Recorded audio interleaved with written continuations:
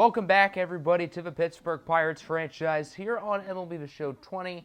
As today, we continue season number 3 here in the dog days of August. Our Pirates are doing well, 79-48. Last episode, we head out to Dodger Stadium to take on the Dodgers in a 4-game series.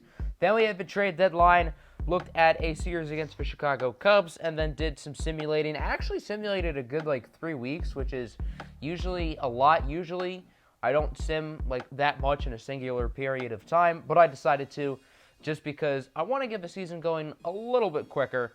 Hopefully, the regular season at least, will be over within the next probably 3 to 4 episodes. So we're currently 79-48 as we only need 2 more wins to reach the 500 mark, 3 wins to officially be over 500 for the season. And in this 3-week simulation span, we've had 4 Major League players have their potentials go up, which for a 3-week span is kind of a lot. One of those players is Eduardo Escobar, and his potential is still a B. It's now a higher B. I think it went from an 88 to an 89 or something. Escobar has had a really solid year for us. Started off slow, but the past month or 2, he's really played well. He has a team option. I'm not sure if I want to take it. Obviously, his play is warranted that we accept the option, but I'm a little bit undecided on how we're going to manage that. Josh Bell's potential is also going up. He's playing some really good baseball right now, currently with an OPS above 1050, 318 batting average, 35 home runs, along with 80 RBIs. The RBI number on pace is lower than it was last year, but the home runs and batting average both are among the tops in the National League, so it's good to see him continuing to play well. Dylan Carlson obviously still having a breakout all-star season. Benny Lane continuing to have a very solid rookie season for us. Bo Bichette has obviously been a little bit up and down. He's played a lot better the past month or so, really ever since the All-Star break, so that is pretty good to see. Francisco Mejia is cold, but his numbers are still really good. He has a nice RBI total, 69. Then you got O'Neal Cruz, another second-year breakout player who has continued to improve and blossom his game in front of our very eyes. His potential is also increasing. I believe it's a 91 now, and I'm pretty sure Josh Bell's is a 93. So good to see their potentials going up. O'Neal Cruz already has more hits, doubles, triples, home runs, walks than last year. He obviously has a better batting average, better on base, better slugging, better OPS. So it's been a breakout season, to say the least, for O'Neal Cruz, and I'm really happy him, along with Dylan Carlson, have taken that next step. And then looking at the bench players, Yandy Diaz is having a good year. Brian Hayes is starting to play better. Willian Zastudio is cold. His average is not pretty. Mitch Haniger's been all right. And then Mark Canha, who is currently injured, he's doing pretty well too. His injury is minor. He's only out for a couple of weeks, but he's not on this screen. Poor damn soul. Looking at the rotation, every one of our starters is on fire. Jameson Taillon's numbers continue to get even scarier and scarier. Sub 2.5 ERA, sub 1 whip. He has been kicking butt and taking names. Urias has been very solid. Joe Musgrove still doing well. Jordan Yamamoto still doing well. Mitch Keller even still has an ERA below 3. I'm surprised that he is continuing to play well for this long. Then if you look at the bullpen is starting to play better as the season has gone along. Waddle's been okay. Michael Givens is really playing well right now. Clase is kind of dipped, I would say, the past couple of weeks. Edgar Santana got off to a hot start, hasn't played as well. Richard Rodriguez has really played well, I would say, the past week or so. His ERA was at 5, and then here we are shortly after, and it's in the 3s. So good to see him improving. Ryan Presley still doing well. Will Smith, he was the big addition in the trade deadline. We made a few trades, but the big addition was Will Smith. We did a few minor league trades, but the big one for the major league team was Will Smith from the Atlanta Braves. He's doing really well this year. And then Ken Giles, his numbers are insane. His potential has now gone up to an A, but I mean, he totally deserves it. 2.23 ERA, 0.81 whip. He has been insane. And we are going to make a quick roster move. We're going to take a quick look at the AAA bullpen. Obviously, Jace Fry and Aroldis Vizcaino were recently called down. Vizcaino is doing well, but he's not going to be called up because Jace Fry's numbers are filthy. He's listed as the long reliever. He does not have the stamina to be a long reliever. I don't know how many innings he's going, but he has been great. Striking out a batter and a half per inning. Sub-1 ERA, sub-1 whip. He is ready to get back up into the big leagues. Obviously, he's not having a great season. This is coming off a season last year where he was also sent down to AAA after starting the season off poorly. So Jace Fry has once again proved himself in the minors. Hopefully he can play better in the big leagues. And we are going to send Edgar Santana down just because I would rather not have someone in one of the long reliever roles who is not a long reliever. I figured it would probably be better for Santana to get more innings down in AAA anyway. So here we go, Game 4 of a 4-game series against the Arizona Diamondbacks. This could be a playoff preview. The Diamondbacks are fighting for a playoff spot. Them and the Padres are very close in the NL West right now, and the loser of that division will still get a wild card appearance. So the Pirates could see one of these teams as potentially the 1 seed in the National League. If Pittsburgh ends up finishing as the top seed, we'll have to see. Joe Musgrove gets the start, 13-6, 3.06 ERA for the California native right-hander. Musgrove is obviously a free agent after next season, so we've got to continue to evaluate how he plays and see if he's deserving of an extension. There's David Peralta. He will strike out. 2 gone now for Ketel Marte. Marte is a free agent this offseason. He'd be an interesting pickup for this team. As he gets a double. For most batters, that would be a single, but Marte and his speed will get a stand-up 2-out double. Can they capitalize? Here's Mookie Betts, a big free agent signing Arizona made a couple of off seasons ago. He's going to fly out to left. Carlson makes the catch. Diamondbacks don't score as we go to the bottom of the first. Zach Gallen gets the start for Arizona, 8-12, 4.37 ERA, 1.38 whip. Pretty much a league average season. For his standards, I would say this is a little bit disappointing. You would expect more from a guy like Gallen, who's really progressed nicely these past couple of seasons. First batter of the game, Brian Reynolds, will strike out. And now we go to the second. Carson Kelly up, 2 on, no outs, and an excellent defensive play by the rookie sensation, Benny Lang, as the Pirates will turn a double play. Speaking of Lang, here he is in the bottom of the second. He's just a window shopping because he's just looking. That pitch clearly looked outside, but whatever. Top of the third now. Pirates going to turn another play, 4-6-3. Bichette to Cruz to Ling. Successful defense as we go to the bottom of the third. Still scoreless. Francisco Mejia leading things off. He's going to go down on the knuckle curveball. Both pitchers, especially Zach Gallen, are really looking good now. Gallen has pitched a perfect game up to this point, but not for much longer. Bo Bichette gets the extra base hit. Bichette gets out and down the left field line and fair. He will get to second for a double, And now the Pirates got themselves a runner on scoring position. 2 outs now for Brian Reynolds. Broken bat, weak contact, and it will be caught by the third baseman, Josh Fuentes, as we now advance to the fourth where things get interesting. Here's Mookie Betts, sends that ball to the moon and back. A bomb for Mookie, 480 feet. That's not just a home run. That is a nuclear bomb. We got Kim Jong-un launching missiles out here. Holy smokes. As the Diamondbacks make it 1-0, almost make it 2-0. Josh Fuentes, his shot goes foul, but it nearly went over the fence, and instead he will have to settle for a flyout. Brian Reynolds does make the play, but it's not all bad for the Diamondbacks. A couple batters later, Carson Kelly goes deep into left. Not quite the moonshot that Mookie Betts' was, but still 387 feet. The Diamondbacks are out 3-0 as we go to the bottom of the fourth. Dylan Carlson up at the plate, and he goes on one knee. Will you marry me? No, Dylan, your ball didn't go deep enough. It's only foul.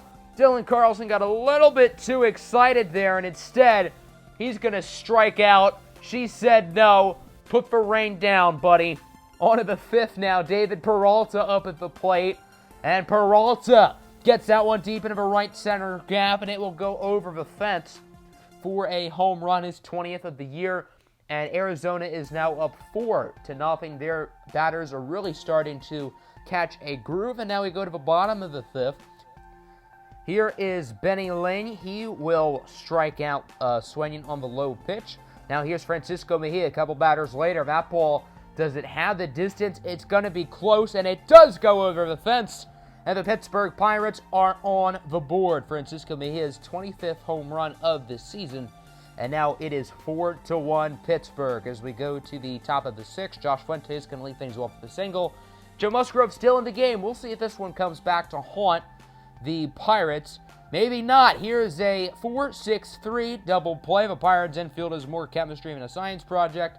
Things are looking good for Pittsburgh. Now, Tim LaCastro up. Simple ground out to Eduardo Escobar, but he botches it. So LaCastro gets to first, and the pitcher, Zach Gallen's up. Okay, pitcher's up, no big deal. The error might not come back to haunt the Pirates. Wrong!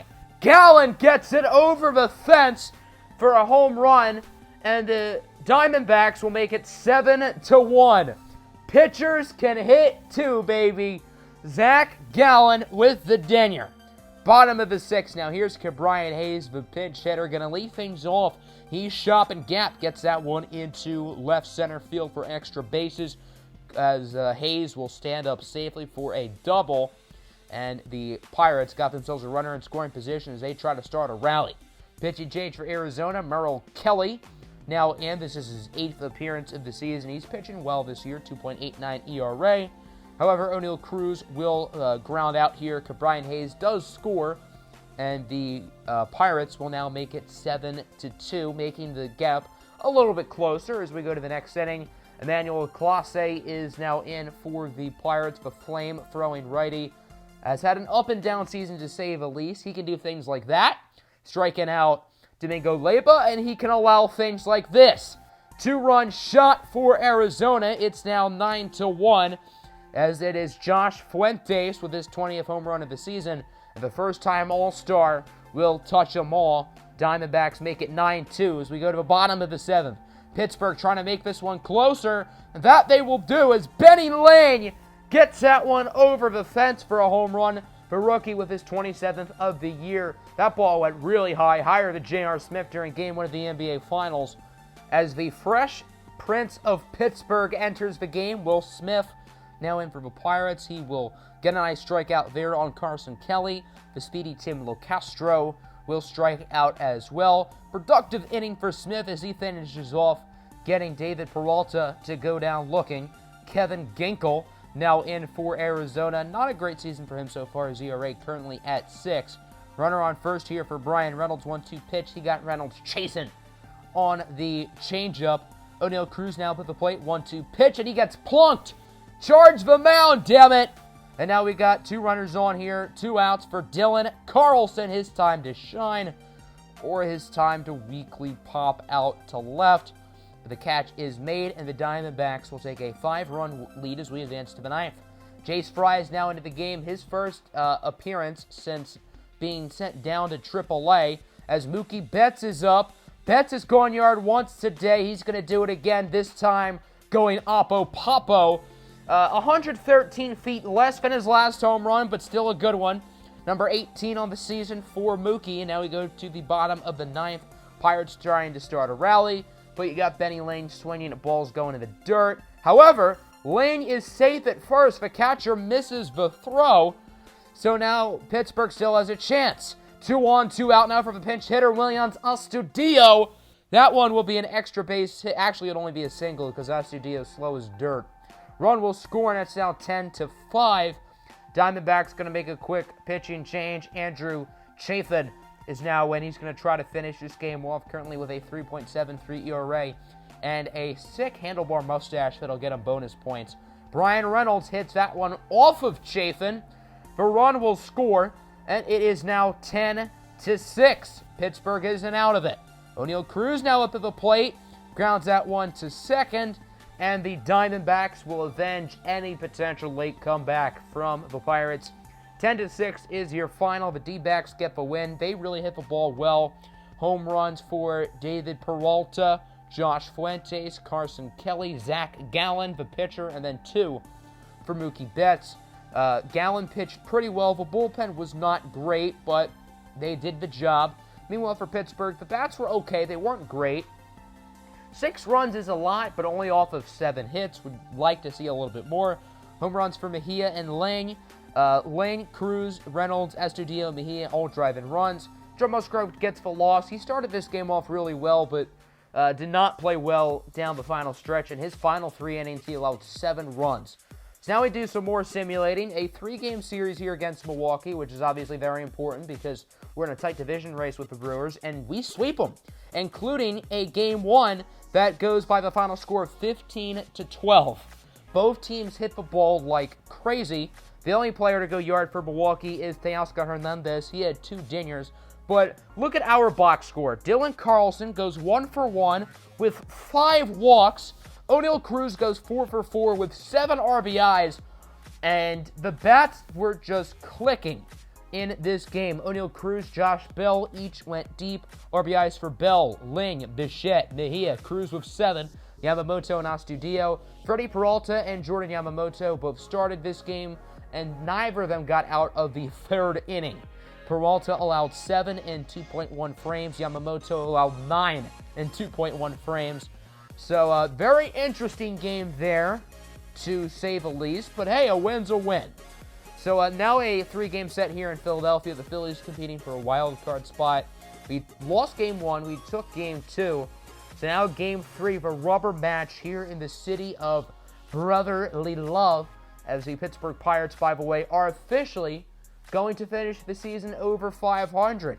The Pirates' current record on the year is 83-50. The worst that could possibly happen is 83-79. And as disastrous as that would be, the Pirates would still finish over 500. Here's a look at both lineups for this one, 1-9. No Benny Ling, Brian Hayes getting the start. Because the Phillies are starting a lefty today. Cole Irvin is going to get the start for Philadelphia, 6-10, 4.22 ERA, 1.45 whip. So the Pirates are going to trot out their lefty lineup today, which features Brian Hayes and no Benny Ling. Here's Josh Bell up at the plate. That ball is high and pretty deep into center, but not deep enough. It would be caught. Successful inning of work for Irvin and Philadelphia, as they're rocking their baby blue throwbacks in this one, reminiscent of the Mike Schmidt, Steve Carlton era. Jordan Yamamoto gets the start for the Pirates, 3.68 ERA, 1.35 whip, 12-5 record. He's doing pretty solid this year. However, he would not start the game off well.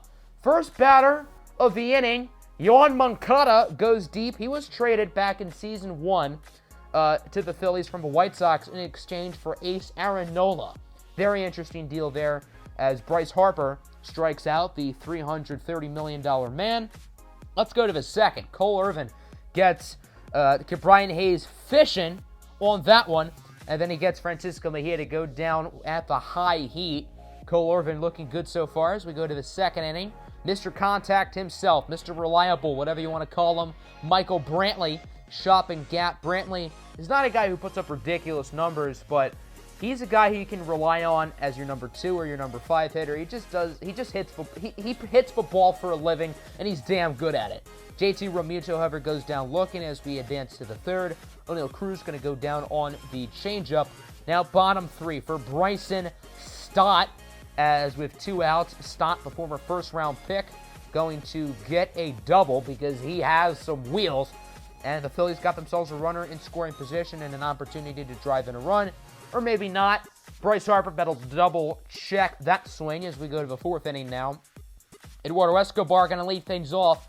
That one is high into left. Brantley lazily chasing after it. And then he decides to go full Spider-Man and make the diving catch. Brantley was lazy going to the ball and just wanted to show off some style.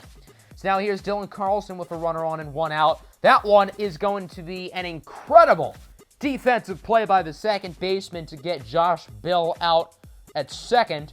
So now 2 on, 2 outs for Brian Hayes. He's going to ground that one fair past the glove of the 3rd baseman. Run will come home to score, and the Pirates will tie it up at 1 with an RBI single from the rookie, Brian Hayes. That lead was fun and all, but Rhys Hoskins has something to say about it. Rhys Hoskins will go deep here into left field, and the Phillies will quickly regain the lead. Hoskins' 28th home run of the season, and now it is 2-1.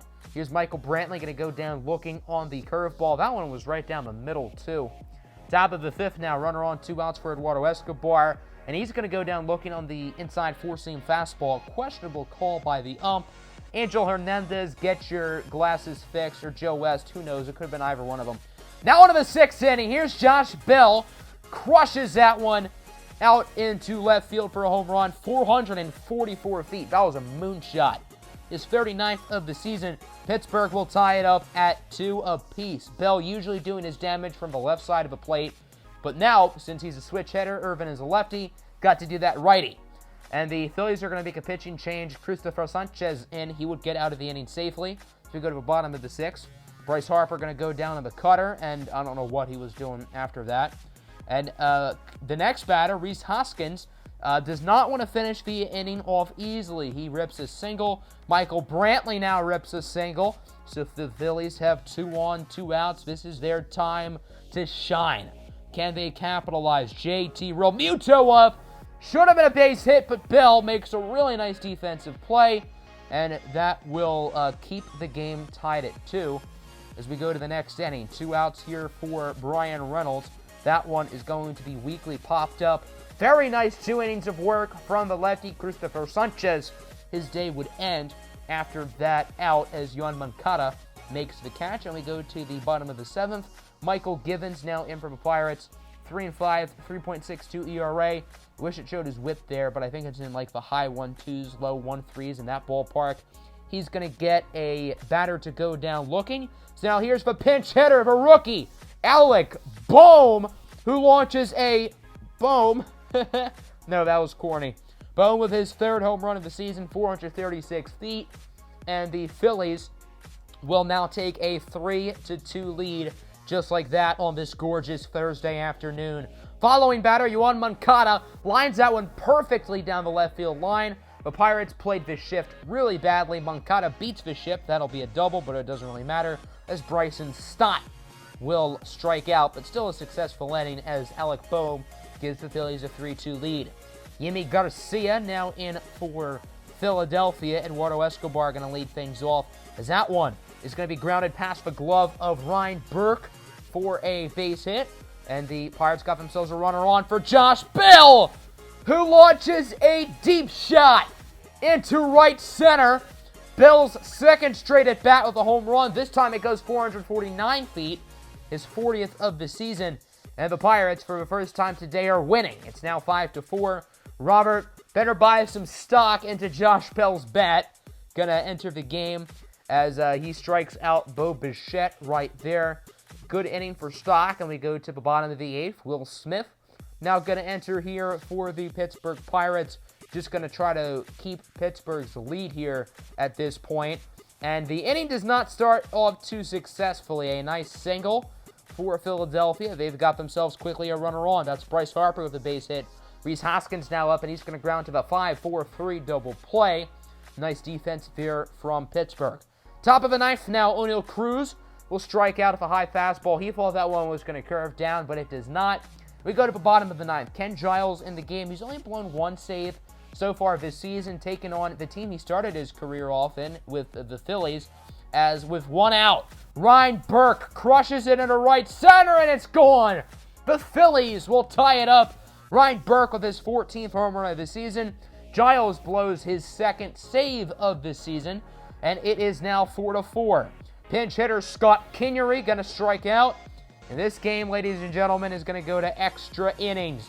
Hector Neris will enter the game here for the Phillies, having a really good year, 2.66 ERA. He's been a little bit of a meme for Philly fans, but having a good year this season as he strikes out Brian Reynolds. Eduardo Escobar now up at the plate. That one is high and deep into right center field. I think it has the distance, and not quite. It is not over the fence. It will drop for a double. Escobar slides safely.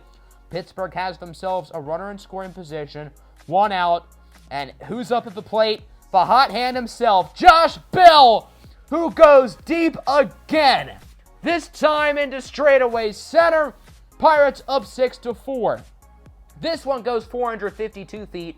Bell's 3 home runs today have gone for 444, 449, and 452. He has launched bombs. What a game from Josh Bell. He now has 41 home runs this season and has driven 5 of the Pirates' 6 runs today. Pedro Strop now going to enter the game here for the Phillies. Just going to try to get out of the inning alive as he strikes out Dylan Carlson. Rough day for Carlson, 0 for 5, 3 Ks. Not his day, I guess we could say, as Bo Bichette will strike out. And now we go to the bottom of the 10th. and it'll be Ryan Pressly who comes into the game. Pressly, not the closer, is not usually in these save opportunities, but does have an opportunity to record a save here and end it. Bryson Stott with one out. That one was nearly a base hit. Bad defense from Bichette. Pirates get the out in the nick of time. Bo Bichette is awfully lucky. Bryce Harper now in the Phillies down of your final out. He hits that one into somewhat deep right center field. Caught by Brian Reynolds, and the Pirates get the win by a final score of 6-4. They needed 10 innings to do so, but hey, a win's a win. And Josh Bell, I think it's safe to say he put this team on his back today. 3 home runs, 5 RBIs for Bell, and they weren't rinky-dink home runs that barely got out of the park. No, these were bombs today from Josh Bell. As a nice win here for Pittsburgh. Jordan Yamamoto pitched respectably. Not great, but not awful by any means. Givens and Giles each allowed runs. Smith and Pressly both pitched quite well. And then for the Phillies, they hit the ball pretty well. They didn't hit the ball great, but they did a pretty solid job. All 4 of their runs were off of solo shots. Rhys Hoskins, Ryan Burke, Yohan Moncada, and Alec Boehm. Cole Irvin pitched fairly well. The loss goes to Hector Neris, as he did allow the 2-run shot in the 10th inning by Josh Bell. And that's how this episode's going to end. We would simulate through the rest of August. Now 88-52. We have matched our win total from last year. Remember last season, we went 88-75. Obviously, we had the game 163 that we lost against the San Francisco Giants, who we played. We have 2 series against the Giants, by the way, in September. I find that interesting. But I thought we won like 90-plus games last year, so I was surprised to see that we have already matched our win total. We still got a month of baseball left to go. The division race is still close between us and Milwaukee. Look at this wild card race. Milwaukee and San Diego are currently the 2 wild cards, but the Nationals, Mets, even the Dodgers are going to make it challenging. The Cubs are 70-69. They've kind of fallen off. They do have a nice loss total, but they've kind of fallen off in recent months, and it seems like this division will come down to us and Milwaukee. That'll end the episode. I hope you guys enjoyed. Make sure to like and subscribe if you're new. And as always, have a good one. Peace out. Also, next episode, we will be wrapping up the minor league seasons. So yeah, have a good day.